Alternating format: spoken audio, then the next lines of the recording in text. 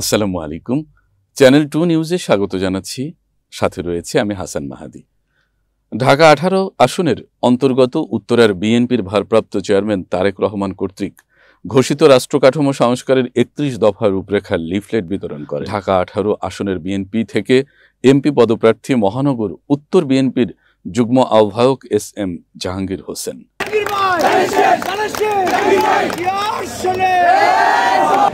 বিগত উপনির্বাচনে দেশনেত্রী বেগম খালেদা জিয়া এবং আগামী দিনের রাষ্ট্রনায়ক জনাব তারেক রহমান এই ঢাকা 18 আসনের ধানের শীষের প্রতীক আমাদের নেতা জনাব এস.এম. জাহাঙ্গীর ভাইয়ের হাতে তুলে দিয়েছিলেন এবং তিনি মামলা হামলা শত নির্যাতনের শিকার হয়েও এই 18 আসনের প্রতিটি নেতাকর্মীর পাশে ছিলেন, সাথে ছিলেন। এই জন্য আমরা বিশ্বাস করি আগামী দিনেও যে নির্বাচন আসছে সেই নির্বাচনে এস.এম. জাহাঙ্গীর ভাই হবেন এই ঢাকা 18 আসনের ধানের শীষের কাণ্ডারি। শুক্রবার মহানগর উত্তরা পশ্চিম থানা এলাকায় বিভিন্ন অলিগলিতে লিফলেট বিতরণ করে জমজম টাওয়ারের সামনে এসে সমাপ্তি ঘটে।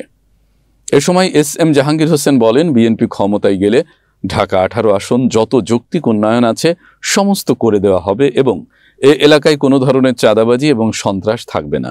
আগামীতে খালেদা জিয়া এবং তারেক রহমানের নেতৃত্বে একটি মানবিক বাংলাদেশ গড়ার প্রত্যয় ব্যক্ত করেন। এই এলাকার যত যৌক্তিক উন্নয়ন আছে আমরা সমস্ত উন্নয়ন করে দিব ইনশাআল্লাহ। এই এলাকায় কোনো চাঁদাবাজি থাকবে না, কোনো সন্ত্রাস থাকবে না, কোনো দখলকারী থাকবে না, কোনো আমানতার খেয়ানতকারী থাকবে না, কোনো দুর্নীতিবাজের আশ্রয় এই এলাকায় হবে না। আমরা শাসনতান্ত্রিক ভাবে একটি তারেক রহমানের নেতৃত্বে একটি সুন্দর শাসন ব্যবস্থা উপহার দিব।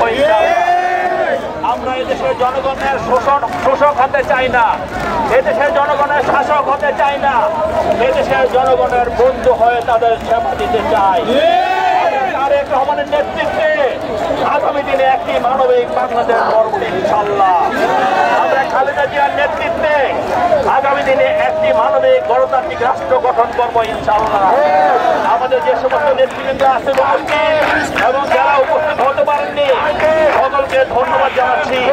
আগামী দিনে তারেক রহমান বাংলাদেশ বিনির্মাণের জন্য, গণতন্ত্রকে প্রতিষ্ঠিত করার জন্য, একটি মানবিক রাষ্ট্র গঠন করার জন্য যখন যে কর্মসূচি দিবে আমরা ঐক্যবদ্ধ পালন করে একটি সুন্দর, সুস্থ এবং একটি মানবিক বাংলাদেশ